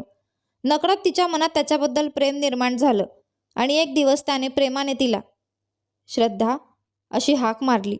तेव्हा बालपणीच्या आठवणी पुन्हा जाग्या झाल्या. त्यानंतर तिच्या खोडकर प्रेमळ वागण्याला सुरुवात झाली आणि अमितही हळूहळू आपलं प्रेम व्यक्त करू लागला. लग्नाला अवघे 2 दिवस उरले असताना अमितला गमावण्याची भीती तिला सतावू लागली. ती पुन्हा आजीकडे गेली. आजी म्हणाली, हे एका मुलीच्या आयुष्याचा प्रश्न आहे. घाईघाईने कोणताही निर्णय घेऊ नकोस. जर त्याचं खरंच तुझ्यावर प्रेम असेल तर तो ते लग्न करणार नाही, आणि जर लग्न झालंच तर आत्याचा मुलगा म्हणून त्याला थांबव. श्रद्धालाही विनवण्या करून प्रेम मिळवायचं नव्हतं. अमित काय निर्णय घेतो याची ती वाट पाहत होती. त्याचवेळी योगायोगाने तिने शिवराम आणि नागराज यांचं संभाषण ऐकलं. काहीही झालं तरी अमितची बदनामी होऊ नये अशी तिची इच्छा होती. त्यामुळे तिने वडिलांच्या प्रत्येक हालचालीवर लक्ष ठेवायला सुरुवात केली. शिवराम गुपचूप नागराजला भेटायला गेले आणि त्याच्या नकळत श्रद्धा त्यांचा पाठलाग करत राहिली. तेव्हा तिला सगळं सत्य समजलं. नागराजने मुलीच्या आईवडिलांना भेटून लग्न बोलण्यासाठी पैशांची ऑफर दिली होती. सुरुवातीला त्यांनी नकार दिला, पण वारंवार समजवल्यावर ते डळमळू लागले. मग नागराज म्हणाला, तुम्हाला 2 मुली आहेत. एका मुलीचं लग्न केल्यानंतर दुसऱ्या मुलीसाठी पुन्हा वर्षानुवर्षे पैसे साठवावे लागतील. पण मी देत असलेले पैसे घेतले तर दोन्ही मुलींची थाटामाटात लग्न करू शकाल. तुमच्या मुलीची ही अब्रू जाणार नाही. मी एका मुलीला शुभमुहूर्ताच्या वेळी लग्न मंडपात पाठवेन. ती सगळ्यांसमोर रडत सांगेल की अमितने तिच्यावर प्रेम करून फसवलं. ते ऐकताच लग्न थांबेल आणि तुम्ही शांतपणे निघून जाल. अखेरीस 1 कोटी रुपयांच्या मोबदल्यावर त्यांनी होकार दिला. हे समजताच श्रद्धाच्या मनात वडिलांविषयी प्रचंड संताप निर्माण झाला. इतक्या खालच्या थराला ते कसे जाऊ शकतात हा विचार तिला रात्रभर झोपू देईना. तिने सगळं आजीला सांगितलं. आजी म्हणाली, आता अजिबात शांत बसू नकोस. लगेच अमितला सगळं खरं सांग. श्रद्धाने त्याला अनेकदा फोन केला, पण त्याने फोन उचललाच नाही. दुसऱ्या नंबरवरून फोन केला तरी तिचा आवाज ऐकताच त्याने तो नंबरही ब्लॉक केला. मग ती थेट समारंभाच्या ठिकाणी गेली. मग तिथे जाऊन तिला समजलं की कार्यक्रमच रद्द झाला होता. आणखी उशीर झाला तर सर्व काही हाताबाहेर जाईल हे ओळखून ती थेट मुलीच्या घरी गेली. पैशांच्या व्यवहाराबद्दल विचारताच सुरुवातीला ते उलट तिच्यावरच ओरडू लागले. पण श्रद्धाच्या ठाम बोलण्यापुढे त्यांची बोलती बंद झाली. पैशांसाठी तुम्ही काहीही कराल का? हेच जर तुमच्या मुलीबरोबर कोणी केलं असतं तर गप्प बसला असता का? बरं झालं माझा अमित अशा कुटुंबापासून वाचला, ती म्हणाली आणि लगेच त्यांना सत्य सांगण्यास भाग पाडलं. मुलीच्या भविष्याची भीती दाखवत त्यांनी तिच्या पाया पडून माफी मागितली. पण श्रद्धा म्हणाली, तिथेही एका मुलाच्या आईवडिलांची अशीच अवस्था झाली आहे. तुम्ही खरं सांगितलं नाही तर मला पोलिसांकडे जावं लागेल. शेवटी ते पूर्णपणे तिच्या ताब्यात आले. लग्नमंडपात पोचल्यावर श्रद्धा गाडीत बसलेल्या त्या लोकांना म्हणाली, फक्त एवढंच सांगा की आमच्या मुलीला हे लग्न मान्य नाही. दुसरं काही बोलायचं नाही. त्यांच्या पाया पडून माफी मागा आणि मागे वळूनही पाहू नका. ती त्यांना सूचना देत असतानाच अन्नपूर्णाजींचा फोन आला. त्यांनी सत्य सांगूनच लग्न थांबव असं सांगितलं. पण श्रद्धा शांतपणे म्हणाली, नको आजी, आता आधीच खूप दुःखी आहे. हे सत्य सांगून दोन कुटुंबांमधला द्वेष आणखी वाढवायचा नाही. आणि काहीही असलं तरी त्या मुलीचं आयुष्य उद्ध्वस्त होईल. ते पाप आपल्याला नको. तिचं विशाल मन पाहून तिघांनाही स्वतःची चूक उमगली. फोन ठेवून तिने त्या लोकांना आत जाण्यास सांगितलं. तेवढ्यात अमित तिच्या समोरून गेला. न्यायासाठी झगडणाऱ्या तिच्या मनात त्याला पाहताच पुन्हा प्रेमाची लहर उठली. तो कुणाशी तरी फोनवर बोलत हसत होता. दाढीवर हात फिरवत उभा होता. त्याच्याकडे पाहून तिचं प्रेम अधिकच गहिरं झालं. तिने इतरांना थांबायला सांगितलं आणि त्याच्या समोर जाऊन उभी राहिली. तो अजूनही फोनवर रागाने बोलत होता. तिच्या प्रेमळ नजरेची जाणीव होताच त्याने बोलणं थांबवलं आणि क्षणभर गोंधळून तिच्याकडे पाहू लागला. त्या नजरेत त्याचं प्रेम स्पष्ट दिसत होतं. आजूबाजूला उभे असलेले लोक पाहून श्रद्धाने त्याचा हात धरला आणि त्याला एका बाजूला घेऊन गेली. अमित हळूच म्हणाला, आत्ता इथे का आणलंस? कुणी पाहिलं तर काय विचार करतील? त्याचं बोलणं पूर्ण होण्याआधीच श्रद्धाने अलगद त्याच्या ओठांवर हात ठेवला आणि त्याला शांत केलं. अमित शांत उभा आहे हे लक्षात येताच श्रद्धा हळूच म्हणाली, आत्तापर्यंत मला काहीच वाटलं नव्हतं, पण या क्षणी तुला हे सांगावंसं वाटतंय. असं म्हणत ती त्याच्यासमोर गुडघ्यावर बसली. तिच्या डोळ्यात प्रेम ओसंडून वाहत होतं. आजही माझा मेंदू म्हणतो की मला तू आवडत नाहीस, पण माझं मन मात्र प्रत्येक वेळी फक्त तुझाच विचार करतं. मला हे आधी कळलं असतं तर तुझ्याशी भांडत बसले नसते. तुझ्या आयुष्यात दुसरी कुणी येण्याआधीच मी माझं प्रेम व्यक्त केलं असतं. काही क्षण ती शांत राहिली. मग त्याच्या डोळ्यात पाहत अलगद म्हणाली, आय लव्ह यू अमित. उत्तराच्या अपेक्षेत ती त्याच्याकडे पाहत राहिली. पण अमितने तिच्याकडे न पाहता चेहरा दुसरीकडे वळवला. श्रद्धाला नाकारण्याचं धाडस त्याच्यात नव्हतं, पण तिचा स्वीकार करण्याचीही हिंमत होत नव्हती. त्यामुळे एक शब्दही न बोलता तो तिथून निघून गेला. त्याच्या या वागण्यावर श्रद्धाच्या चेहऱ्यावर मात्र हलकंसं हसू उमटलं. त्याने तिचं प्रेम नाकारलं नव्हतं एवढंच तिच्यासाठी मोठं यश होतं. त्याच क्षणी तिने आपली योजना बदलली. ती त्या लोकांकडे वळून म्हणाली, उद्या सकाळी लग्नमंडपात या. तिचं बोलणं ऐकून सगळेच गोंधळले. श्रद्धा पुढे म्हणाली, शुभमुहूर्ताच्या वेळी कोणताही गोंधळ न घालता फक्त एवढंच सांगा की मुलीला हे लग्न मान्य नाही आणि तिथून निघून जा. पण एक गोष्ट लक्षात ठेवा, आज इथे जे काही घडलं त्याची उद्या सकाळपर्यंत नागराजला अजिबात माहिती होता कामा नये. आणि माझ्या योजनेत बदल करण्याचा प्रयत्न केला तर आयुष्यभर त्याची किंमत मोजावी लागेल. तिच्या कठोर इशाऱ्यानंतर ते निघून गेले. श्रद्धाने आजीला आपला निर्णय सांगितला. पण आजी म्हणाल्या, यामुळेही अमितची बदनामीच होईल. श्रद्धा शांतपणे उत्तरली, याशिवाय माझ्याकडे दुसरा कोणताही मार्ग नाही.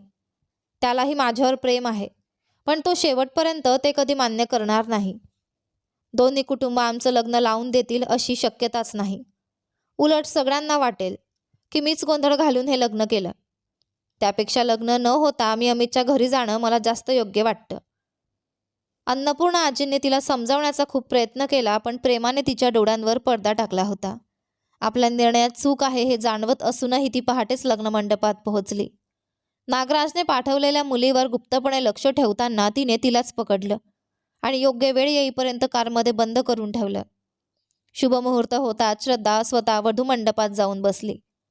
ऑफिसमध्ये पोहोचल्यापासून अमितचं मन कुठेच लागत नव्हतं.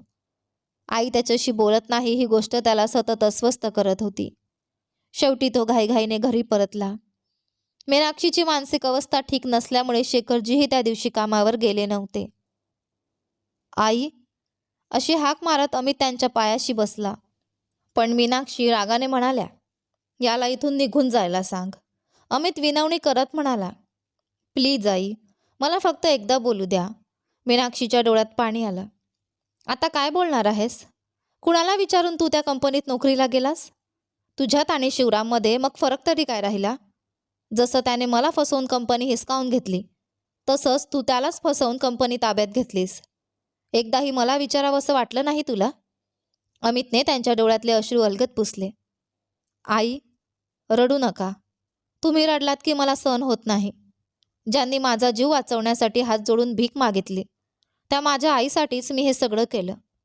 तुम्हाला रडवून आनंद माणणारा शिवराम एक दिवस रडला पाहिजे एवढीच माझी इच्छा होती. हे ऐकून मीनाक्षी आश्चर्याने त्याच्याकडे पाहू लागल्या.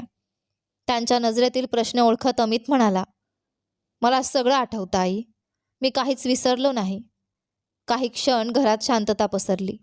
मग अमित म्हणाला, तुमच्याकडून फसवणुकीने घेतलेली कंपनी परत मिळवण्यासाठीच मी तिथे नोकरीला गेलो. पण त्याआधीच लग्न ठरलं. लग्नानंतर सगळं सांगायचं ठरवलं होतं, पण परिस्थितीच बदलली.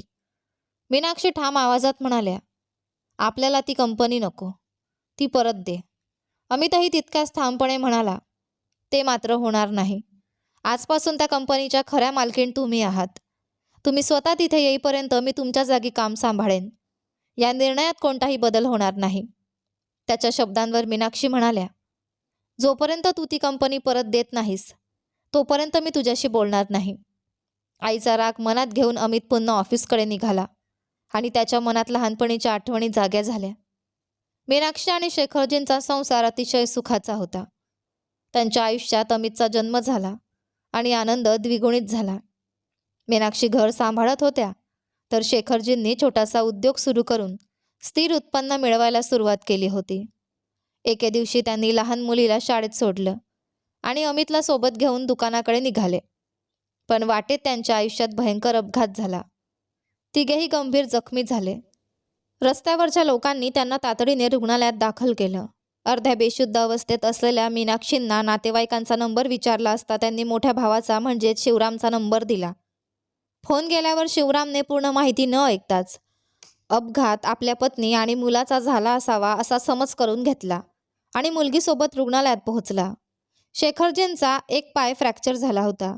मीनाक्षींना किरकोळ दुखापत झाली होती, पण अमितची अवस्था अत्यंत गंभीर होती. तो अतिदक्षता विभागात मृत्यूशी झुंज देत होता. मीनाक्षीने शिवरामला पाहताच सगळं विसरून त्याला अमितच्या खोलीत नेलं.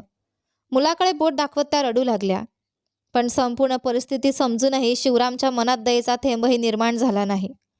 मीनाक्षी रडत म्हणाल्या, दादा. त्यावर तो तिरस्काराने म्हणाला, मला दादा म्हणू नकोस. ज्या दिवशी तू घरातून पळून गेलीस, त्या दिवशी आपलं नातं संपलं.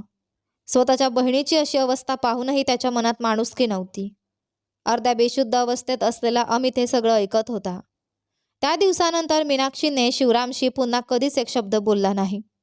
वडिलांचा हात धरून उभी असलेली लहानगी श्रद्धा मात्र मीनाक्षीकडे पाहून हळहळली. तिला काहीच समजत नव्हतं. शिवरामने तिला घेऊन तिथून निघून गेला.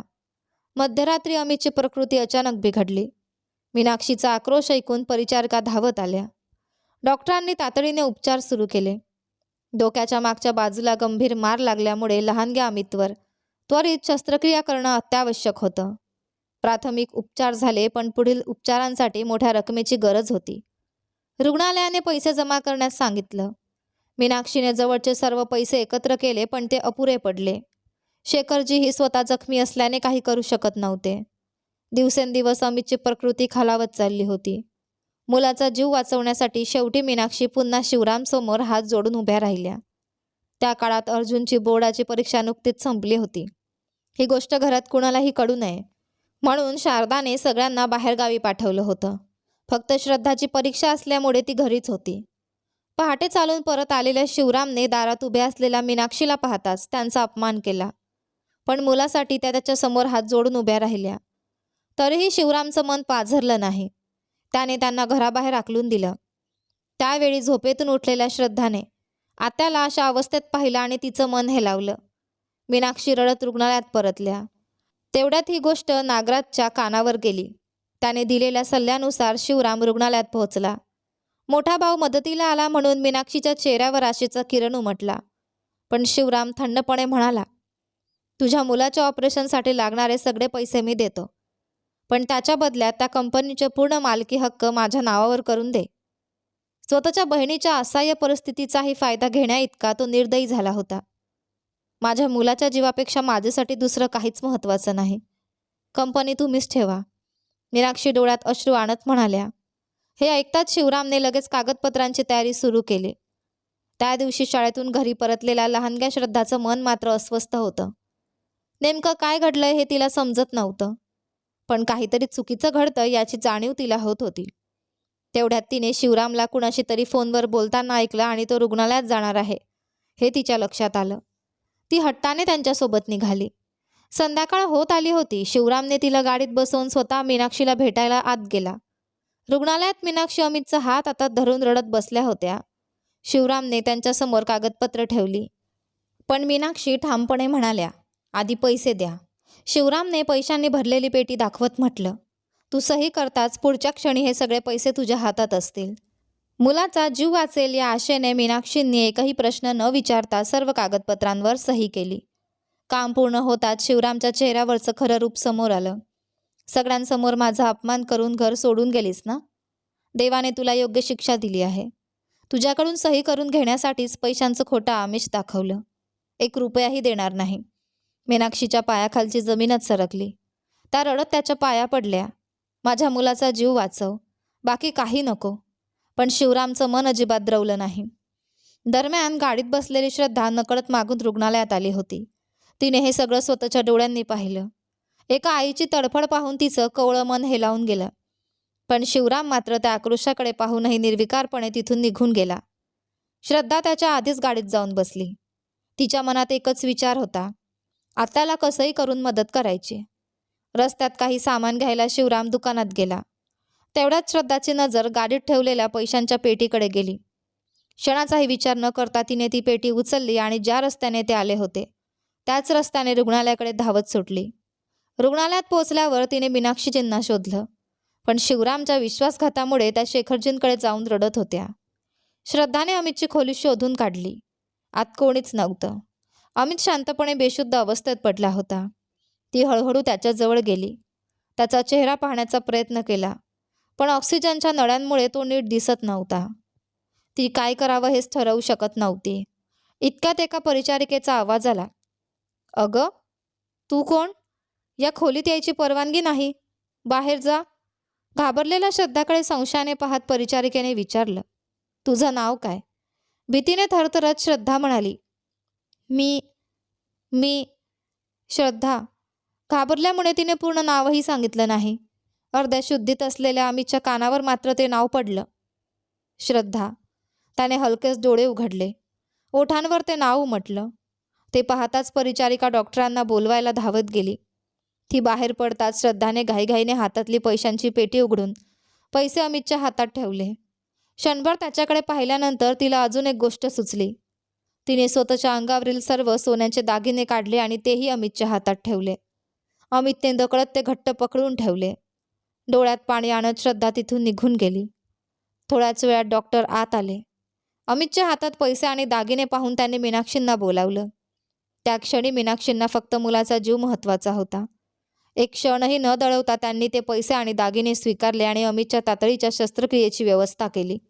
शस्त्रक्रिया यशस्वी झाली. अमितची प्रकृती सुधारल्यानंतर शेखरजी आणि मीनाक्षी दुसऱ्या शहरात स्थायिक झाले.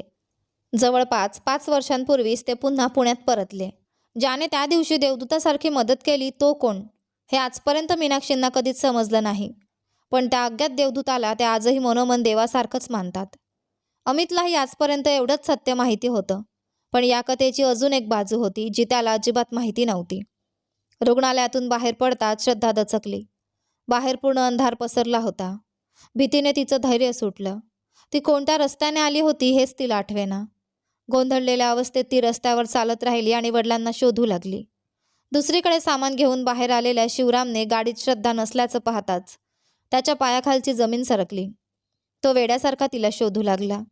थोड्याच वेळात समोरून रडत थरथरत चालत असलेली श्रद्धा त्याला दिसली. क्षणाचाही विलंब न करता त्याने तिला मिठीत घेतलं. आतापर्यंत धीर धरून उभी असलेली श्रद्धा वडिलांना पाहताच जोरात रडू लागली. तिला शांत करत शिवरामने विचारलं, मी तुला गाडीत बसायला सांगितलं होतं ना, मग इथे कशी आलीस? भीतीने श्रद्धाला काहीच सुचेना. ती अळखळत काहीतरी बोलू लागली. शिवरामला तिचं काहीच समजेना. तेवढ्यात त्याची नजर तिच्या कपड्यांवर पडली. संपूर्ण कपड्यांवर रक्ताचे डाग होते. हे पाहताच तो हादरला. तो काहीही न बोलता तिला थेट घेऊन घरी गेला. श्रद्धाच्या अंगात भीतीने ताप चढू लागला. त्याने लगेच शारदाला फोन करून घरी तातडीने येण्यास सांगितलं. काळ लोटला. श्रद्धा मोठी झाली. एके दिवशी शिवरामला अचानक त्या पैशांची आठवण झाली. त्याने घरभर शोधलं पण पैसे सापडले नाहीत. मग त्याने श्रद्धालाच विचारलं. भीतीने ती पुन्हा अडखळू लागली. तिची अवस्था पाहून शिवरामने स्वतःच निष्कर्ष काढला की कोणीतरी श्रद्धाचं अपहरण करण्याचा प्रयत्न केला असावा आणि त्या गोंधळात पैसे गेले असावेत. त्याने थेट तिलाच विचारलं. सुटका करून घेण्यासाठी श्रद्धानेही घाबरत हो असंच उत्तर दिलं. शिवराम पोलिसात तक्रार द्यायला निघाला पण शारदाने त्याला थांबवलं. नको, ही गोष्ट मोठी करू नका. बाहेर कळाली तर लोक वेगवेगळ्या अफवा पसरवतील. पैसे गेले तर जाऊ देत, पण आपल्या मुलीचं आयुष्य महत्त्वाचं आहे. शिवरामलाही तिचं म्हणणं पटलं आणि त्याने ते प्रकरण तिथेच संपवलं.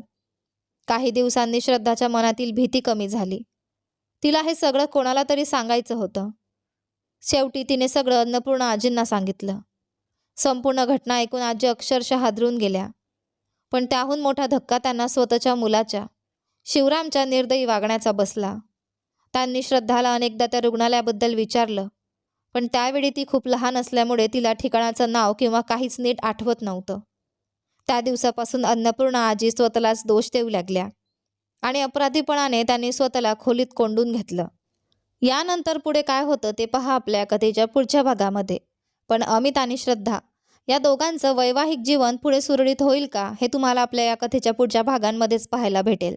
पण त्याआधी हा भाग कसा वाटला मला कमेंट करून नक्की सांगा.